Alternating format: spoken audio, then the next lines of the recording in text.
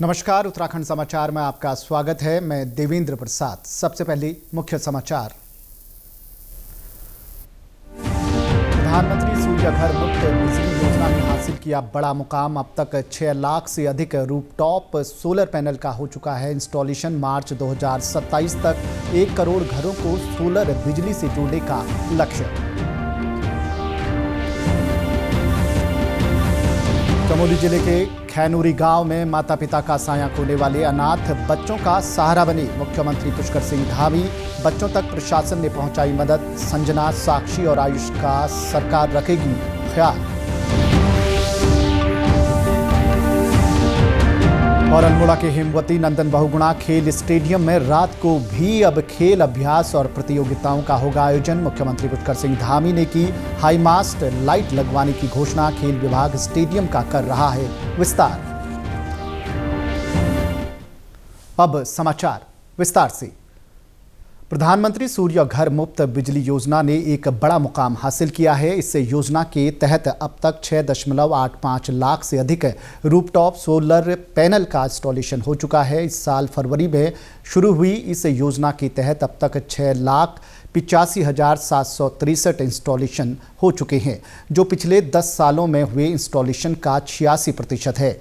योजना के तहत देश भर में सबसे अधिक मांग 3 से 5 किलोवाट लोड सेगमेंट में रही, जो कुल इंस्टॉलेशन का 77% है, जबकि 14% इंस्टॉलेशन 5 किलोवाट से अधिक में हुए हैं।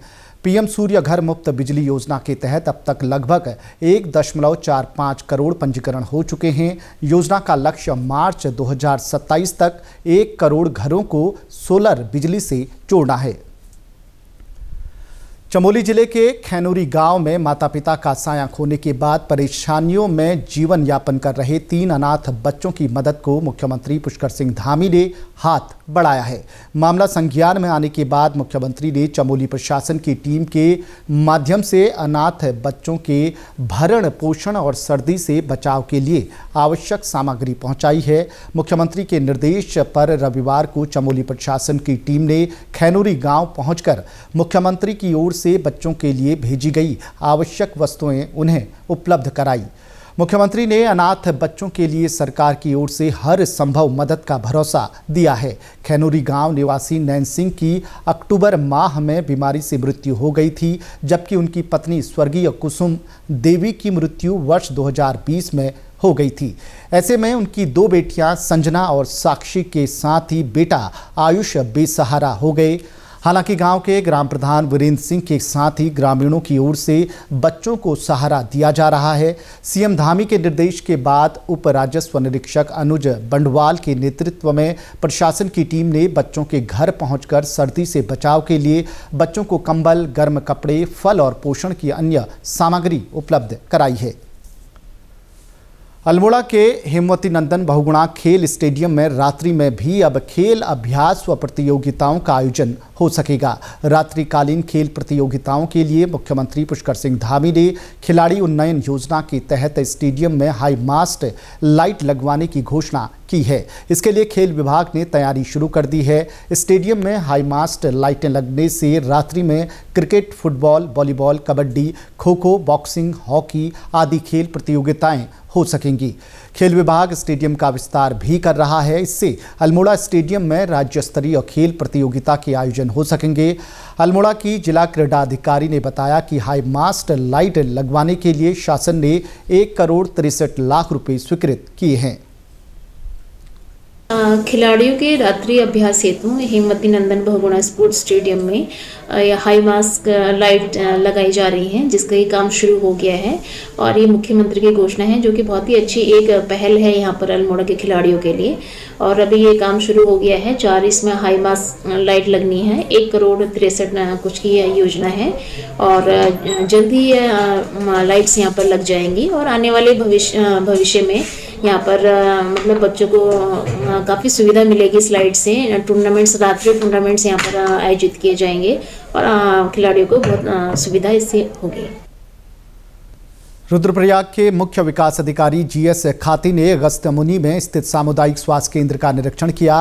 केदारनाथ यात्रा में तीर्थ यात्रियों की बढ़ती संख्या को देखते हुए अगस्त्यमुनि सामुदायिक स्वास्थ्य केंद्र के विस्तार की योजना तैयार करने के अधिकारियों को निर्देश दिए। इस दौरान मुख्य विकास अधिकारी ने चिकित्सालय के बाहर रास्तों पर स्वच्छता बनाए रखने के साथ गायनी वार्ड का भी निरीक्षण किया। अस्पताल प्रशासन को गायनी वार्ड का विस्तार करने के निर्देश दिए। साथ ही अस्पताल जीर्ण शीर्ण आवासीय भवन को तोड़कर नए भवन का प्रस्ताव बनाने को कहा। आज जो ये हमारा चिकित्सालय है अगस्त्यमुनि का, भविष्य की यात्रा के दृष्टिगत और वर्तमान की आवश्यकताओं के दृष्टिगत यहाँ का एक बैठक इनकी रखी गई थी कि क्या क्या जो मूलभूत सुविधाएं हैं वो सुविधाओं में कौन कौन सी ऐसी सुविधाएं हैं। तो उनसे कहा गया कि आप अपना प्रपोजल बना के दीजिए जिससे उससे फंड की व्यवस्था की जा सके। और तो उनमें से मुख्यतः निकल के आया कि जो ओटी रूम है उसको डेवलप किया जाना आवश्यक है, और जो जहाँ पे महिला और जो जच्चा और बच्चा रहते हैं उसका डेवलपमेंट की बात आई है। एक जिलाधिकारी सविन बंसल ने बाल भिक्षावृत्ति रोकने के निर्देश दिए थे, जिसको लेकर अभियान चलाया गया। अभियान का असर भी देखने को मिल रहा है। जिलाधिकारी ने भिक्षावृत्ति उन्मूलन अभियान के तहत रेस्क्यू किए गए बच्चों के सर्वांगीण विकास के लिए माइक्रो प्लान बनाने को भी कहा था। इसके तहत साधु राम इंटर कॉलेज में बन रहे आधुनिक इनिशिएटिव केयर शेल्टर का कार्य तेजी से चल रहा है। यह आधुनिक शिक्षा प्रणाली व अन्य क्रियात्मक गतिविधि से सुसज्जित सेंटर है। यहाँ बच्चों के लिए रहने, खाने और खेलने के सभी साधन उपलब्ध कराए जाएंगे। भिक्षावृत्ति में संलिप्त बच्चों को विधिक औपचारिकता पूर्ण करने के बाद शैक्षणिक सर्वांगीण विकास के लिए आधुनिक इनिशिएटिव केयर शेल्टर में लाया जाएगा। शहर में भिक्षावृत्ति से संलिप्त बच्चों को रेस्क्यू करने के लिए 2 वाहन क्रय कर लिए गए हैं, जिनका ट्रायल शहर में चल रहा है। भिक्षावृत्ति वाहन दल ने ट्रायल अभियान के दौरान भिक्षावृत्ति से संलिप्त 12 से अधिक बच्चों का विभिन्न स्थानों से रेस्क्यू किया है। जिलाधिकारी सविन बंसल ने ऋषिपणा सभागार कलेक्ट्रेट में समस्त उप जिलाधिकारी और तहसीलदारों के साथ महत्वपूर्ण बैठक आयोजित की, जिसमें जनपद में लैंड फ्रॉड, जलमग्न भूमि पर अवैध कब्जे से जुड़े मामलों पर चर्चा हुई। जिलाधिकारी ने कहा कि जलमग्न भूमि पर अवैध कब्जे और लैंड फ्रॉड से न केवल पर्यावरणीय क्षति होती है, बल्कि जनता की मेहनत की कमाई का भी दुरुपयोग होता है। ऐसे मामलों में जीरो टॉलरेंस नीति अपनाई जाएगी। उन्होंने जनमानस से अनुरोध किया कि वे किसी भी संदेहास्पद गतिविधि की जानकारी प्रशासन को दें। जिलाधिकारी ने निर्देश दिए कि जनपद में जलमग्न भूमि का सटीक सीमांकन करते हुए इन क्षेत्रों को सार्वजनिक नोटिस के माध्यम से जनता को सूचित किया जाएगा। जनपद के सभी शहरी और ग्रामीण क्षेत्रों में जलमग्न भूमि और भूमि धोखाधड़ी के खतरों पर जागरूकता अभियान चलाने का निर्देश दिए। नंधौर वन्य जीव अभ्यारण्य के 12वें स्थापना दिवस पर जागरूकता कार्यक्रमों का आयोजन किया गया। स्कूली बच्चों को जंगल सफारी कराई गई और जैव विविधता के संबंध में जानकारी दी गई। उप प्रभागीय वनाधिकारी शालिनी जोशी की मौजूदगी में ककराली गेट स्थित नंधौर वन्य जीव अभ्यारण्य के रिसेप्शन सेंटर में छात्र छात्राओं की चित्रकला प्रतियोगिता आयोजित की गई। आयोजन में काफ़ी संख्या में स्थानीय वन्य जीव प्रेमी भी शामिल हुए। चमोली जिले की मंडल घाटी में आयोजित 2 दिवसीय माता सती अनुसुईया देवी का 2 दिवसीय मेला आज संपन्न हो गया है।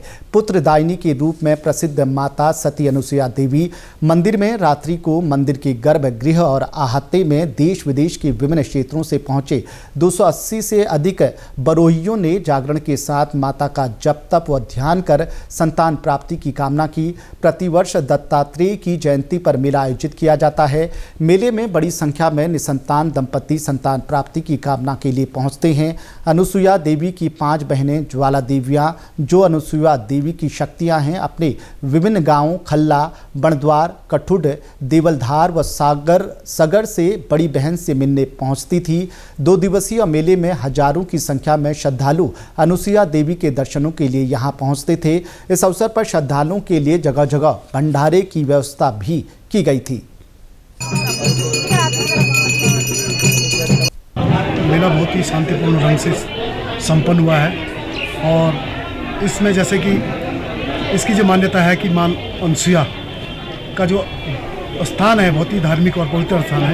लोगों ने वहाँ पे जो उसकी महत्ता है उसी के अनुरूप अपने जिस भी मनौती को लेके यहाँ पे आए थे उन्होंने उसकी कामना की और बरोयों के रूप में बहुत संख्या में लोगों ने वहाँ पे अपना पंजीकरण कराया और बरोयों के रूप में उन्होंने अपना आशीर्वाद प्राप्त किया। और यहाँ पे जो सांस्कृतिक संध्या की जो विभिन्न टीमें आई थी उन्होंने पूरी अखंड रात्रि जागरण कर लोगों को अपने भजनों से अपने गानों से मंत्रमुग्ध किया। इसी के साथ अभी तक के समाचार समाप्त हुए। दूरदर्शन समाचारों से जुड़े रहें। मिलते हैं फिर शाम 6:30 बजे के बुलेटिन में। नमस्कार।